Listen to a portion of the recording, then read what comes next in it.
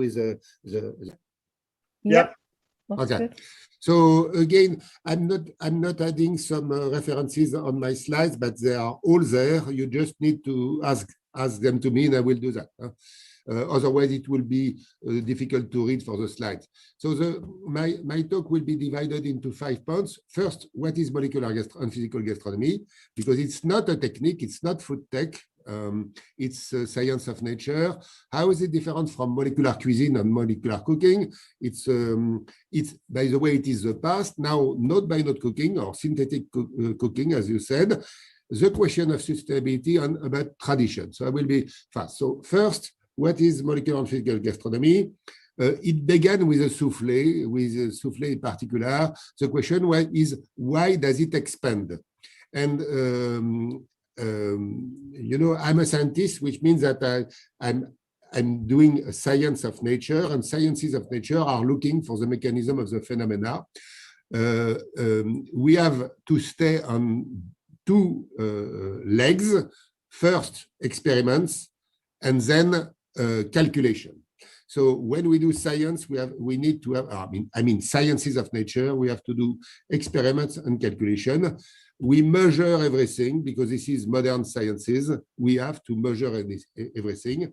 And this is why we produce a lot of data. So when the method that we should teach to all students in the university for sciences of nature is, number 1, you look at a phenomenon. Number 2, you measure, which means that you get a lot of data. Number 3, you group this data into equations. They are called sometimes laws, but it's not like laws from judges. Number 4, you group this equation into theories, and you induce some new concepts and notions. Theories are always wrong, so you cannot demonstrate them. You can only make an experimental prediction and try to refute with an experiment. So this is very clear. Science has no end. I mean, when I say science, I always mean sciences of nature, like physics, chemistry, biology, and so on. So sciences have no end. They will go on forever and forever and forever using this method. I don't like to call it experimental method because we do more than experiments. I call it scientific method for sciences of nature. So this is what I did in 1980, the 24th of April in 1980. I had my souffle. At that time, the theory was saying that souffle swell because air bubble expand. When you calculate the expansion, you recognize that it is only 30% of expansion, which is not enough. So the theory is wrong. So I measured the pressure, the temperature, and everything. And finally, I discovered that generally in the kitchen, product expand when water evaporates. And then you can go on forever and forever, because when you calculate the expansion for a small souffle, you should get 10 liters. And indeed, you don't get 10 liters, which means that some bubble escape at the top of the souffle. I will not be long, but just showing you that it is exactly the application of the scientific method. And this is why we created molecular and physical gastronomy with my old friend, Nicolas Curti, on the right of this picture. I'm on the left. I was much younger. It was in 1988. So the definition is clear, the scientific exploration of mechanism occurring during cooking. So now, only one example, people can make a marinade. Does something go inside? With this colorant, you see that nothing is inside. This is another experiment when you boiled meat into fluorescein, and you see there is no fluorescein inside. So it is probably useless to marinate in many circumstances because nothing goes inside, except you can protect the meat from spoilage, and then there is a tenderization or ripening of the meat, which make it more tender. So we should investigate the phenomena. The question is always how, because we are looking for the mechanism of phenomena. And this is an experiment that we are doing those days. I'm measuring the quantity of salt into meat. If you put salt outside, or in this picture, it was not salt, it was copper sulfate, to see if some copper is going into the meat. And it did very few, except in some circumstances. So the question is always how and how and how. Now, my work personally is based mostly on gels, not only, because I proposed some 20 years ago that food is organized macroscopically. So you see, with your eye, you can see some parts, and these parts are made from a microscopic organization. Here it is an emulsion, but now all these parts, which are microscopic, are indeed made from nanoscopic organization and even molecular. In order to explain this picture, on the left you have raspberries. You see that they are red. When you put some tin metals ions on it, then it turns blue, because there is a complexation of the polyphenol molecules with the tin 2+ ions. So you see there is an organization at the molecular level. It can be called a supramolecular organization or molecular organization, depending on the case. Now, this is what I introduced in 2001. It is very important for describing food because it is international. You don't use words, and you describe the macroscopy and the nanoscopy. So I will not make a course about that. When I make a course for students, it takes 2 hours, so I will be very short. But just to tell you that from anything that you see when there is an organization, you can make a formula. Okay, so this is the formula for the macroscopic level. For the microscopic level, which is easier because you see it's O like oil dispersed in water like water. So you see you have D0, dimension 0, which is teeny oil droplets, D0 of O, slash means randomly dispersed into D3 water, the dimension 3 water. So this is an emulsion. There are 3 air bubbles, but you don't care. So nanoscopic organization, another formula, and molecular, another one. And up to now, any food could be described with this system at any level. So, but I told you that we eat gels because all the participants of this lecture are gels, including myself, because we are made of 80% water trapped into 20% proteins. And according to UPAC, International Union of Pure and Applied Chemistry, this is the definition of a gel. So a plant tissue that you see here is a gel. And look at the formula. This is the formula of one gel. But this one is the same formula turned into an artificial gel. So this is an artificial orange in this case, being served by my friend Pierre Gagnère in Tokyo, by the way. Now you have another gel, more complex, with a more complex formula. This is meat. So now you see the formula of meat has changed. It's again a gel, but it's not the same. Chocolate, another formula for chocolate, which is also a gel at certain temperatures. Gelatin gel, you see the formula is different. And this is a more complex, but I don't care. So now the question is, if you have the word gels, how do you recognize these two kinds of gels? And of course, the solution is using formula. So instead of having ambiguous words like gels, you have formula and they are not ambiguous. And this is why I'm promoting the use of this formula. Now, what I did some years ago was to make a small program, computer program, to calculate all possible gels. For the simplest, there are 16. This is class 1, when you have only 2 faces. There are no other gels, so I can tell you I discovered all possible gels of class 1, but as well for class 2, there are 1,489 gels of class 2, here, here, and here, and they are all here. You cannot find another one of class 2. Now, of course, there are class 3 and class 4 and so on. What can you do with that? If you are doing not science by application, you know that some food is releasing the flavor very fast on the left, and some food is releasing the flavor very slowly on the right. But by the way, can you release flavor this way? So you would release one flavor, then one another flavor, a third flavor, the fourth flavor, and so on. And the answer is yes, we did that some years ago. So you see, there is a close link between sciences of nature and applications, but it's not the same. Sciences are sciences and applications are applications. And this is why I'm happy to show you this picture, the dividing between technique and sciences. Technology is in the middle. And when you say food tech, it means technology, which means applications of sciences. And molecular gastronomy is clearly on the right, not in the middle, not in the left. In the left, you have cooking. On the right, you have sciences. And in the middle, you have the technology transfer or engineering. So now I keep this very important idea that was said many, many times by Louis Pasteur. Louis Pasteur said, the fruit is not the tree. We should not confuse sciences and their applications. It's different. Of course, intelligent people can do both, but it's different anyway, it's different.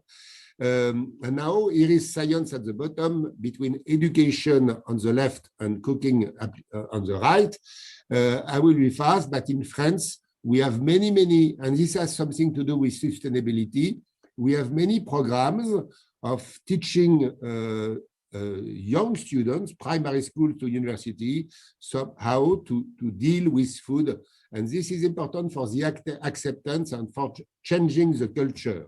So for cooking now, I will move to application because the question is the sustainability, and sustainability is a question of application. It's not a question of science. So first about molecular cooking and molecular cuisine, I will be very fast because it is the past.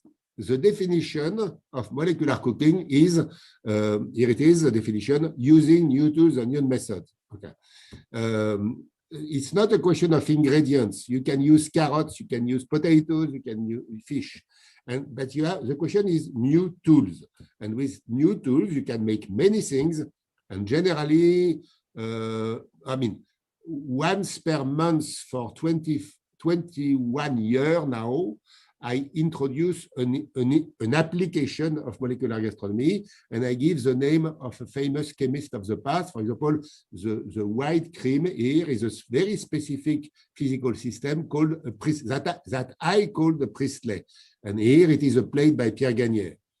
So I will be very fast. I move to note by note cooking because it is the most important for our discussion.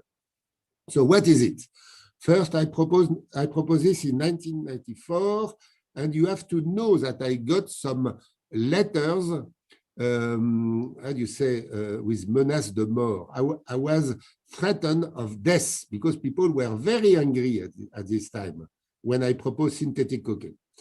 The idea is you don't use plant tissue or meat or fish, you use only chemical compounds. We should not say chemical compounds, we have to say compounds because it is the right word. Now, in order to appreciate the idea, I propose you to look at this picture. 2 centuries ago, people were playing music with violin and flute. 2 centuries ago, on the right, people were cooking with vegetables, fruits, meat, and fish. 1 century ago, there was the analysis of music on the left, and then, at the same time, it was the analysis of food on the right, in terms of compounds. On the left, in terms of waves, of acoustic waves. 50 years ago, you needed 1 rule of computer to make synthetic music. And today, you can have a very simple synthesizer for making synthetic music for $20. So you see what's going on the right. It's obvious it will be note by note cooking or synthetic cooking is the same.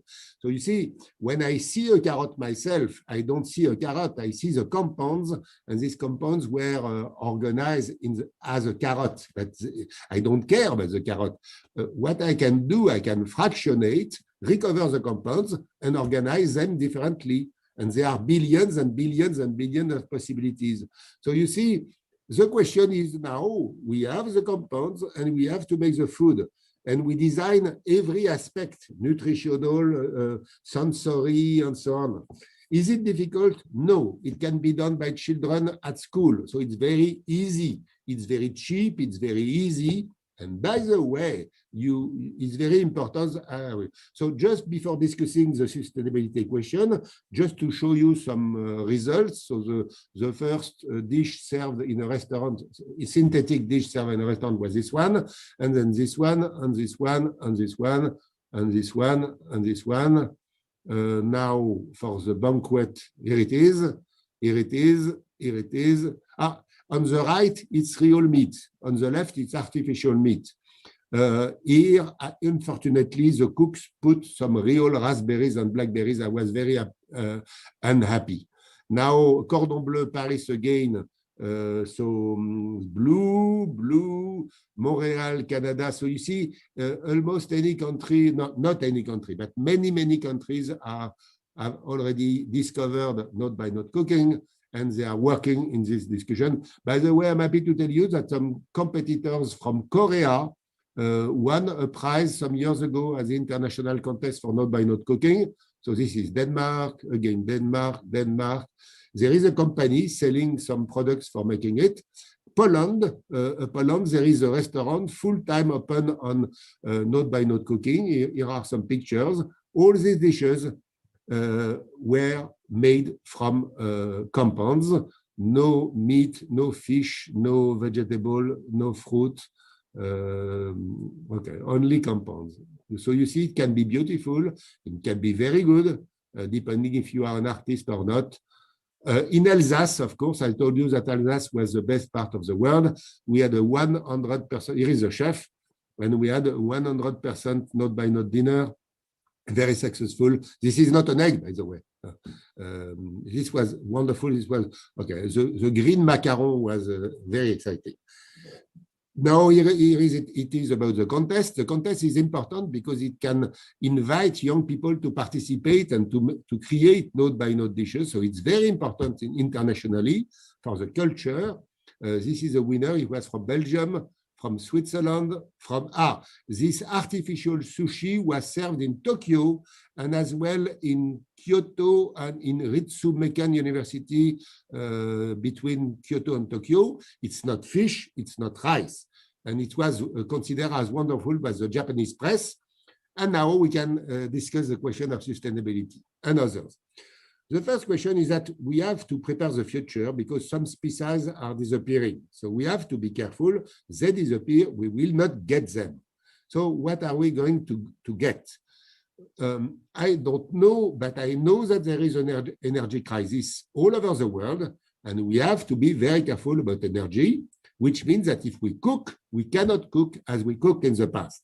So the question of sustainability is not only about producing the ingredients, but also making the transformation, because remember, cooking means ingredient, then transform. So now we have to take care of this question. Now, the main question is there.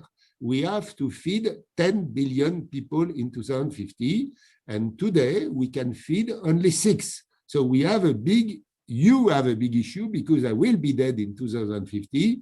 You will probably survive, but not me. And the question is, how are we going to feed these people? The one solution is to fight spoilage, because spoilage in some countries can be very, very high. And in order to fight spoilage, we have to analyze the reason of this spoilage. And the reason is that we use fresh products. And the fresh products, when you transport the fresh product, of course, they spoil. And if they spoil, you have to throw them away. So something very important for the future is to enrich the farmer because they are responsible for food security. But we have possibilities. For example, if we make a fractionation of the farm, then they will be able to get added value. So fractionation is very classic strategy. You have a product, you divide into 2 and 2 and 2. In this picture, the wheat was divided into starch and gluten, you see. So you can go further at the farm or in the industry, and you produce compounds, which means that not by not cooking is obvious. It should be the future. It would avoid such awful pictures. You know, the trucks transporting food to Paris or to Tokyo or to Seoul, or I don't know, these trucks are full of water. A truck full of tomato contains 95% water. So remember the energy crisis. This transportation system is crazy because we are transporting water. So now we have many possibilities to do that. For example, why not using the dishwasher in order to cook? Because in a dishwasher, it's hot, you give some energy, you could use it for cooking. So there are many possibilities. By the way, when you cook from a traditional point of view, you are not very sure of toxicities because, for example, on a fire, you release benzopyrenes and they are very, very toxic. It is very strange that when you make a barbecue, you deposit on your meat 2,000 more benzopyrenes than it is accepted in smoked fish in the supermarket, and nobody cares. So it's a big scandal. And you know, during the summer in France, everybody was doing a barbecue in his garden. So we have something to change. The use of some plants is not so simple. For example, basil and tarragon contain a lot of estragol, and estragol is very toxic. So I would be more cautious. But for not-by-not cooking or synthetic cooking, you would not use this product. So you see, there is a lot of technical improvements to be done. This is important. A new art, a new culinary art will develop. And about tradition now to finish. The tradition is there. You know, in Athens in 2019, I made a big lecture for chefs about not-by-not cooking. Okay. And I collaborated with the biggest culinary schools of Athens, and they served a note-by-note mixology plus a note-by-note dinner to the international press, to the milliardaire, to everyone. So this is the menu that you can see served in Athens. Okay, here it is, and here it is. The flavor of these dishes was Greek. So indeed, the ingredients were different, but the flavor, it's a question of art, it's not a question of technique. And this is why the Greek people attending the dinner were so happy because they had a Greek dinner. So you see the tradition, it's a tradition. It can be a tradition for ingredients, it can be a tradition for process, but it can be a tradition of flavor. And the question of cooking, the goal is flavor. So we don't care about the process. We don't care about the ingredients. We care about the result, the flavor of the dish. And this is why it was so pleasant for these Greek people to have Greek cuisine, even if it was not by note. The same happened in Singapore. In Singapore, with a culinary school called At Sunrise, we had a very important dinner with 4 ministers, 4 ambassadors, the press, and so on.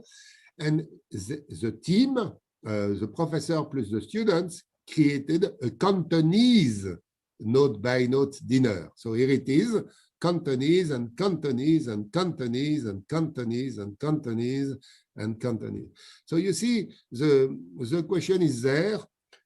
We should not have too much bad faith. Remember my book, Too Much Bad Faith When You Consider Food. We have to analyze correctly. Sciences of nature like molecular and physical gastronomy is certainly very important for helping food technology to work. But finally, the question is to make something better, not something worse. With not-by-not cooking, we are proposing something better. And better from many points of view, from flavor, from culinary art, from sustainability, from feeding the people. And this is the end of my lecture. I just need to show you the recently published Handbook of Molecular Gastronomy. Roisin is part of the editor with Alan Kelly and Christophe Lavelle. We were 4 editors. It was a wonderful, friendly enterprise. The book is about 900 pages. 150 chapters from 23 countries. And you see on the map on the left, we have in color the places of the world when there is some molecular gastronomy. It's not completely green, it should be.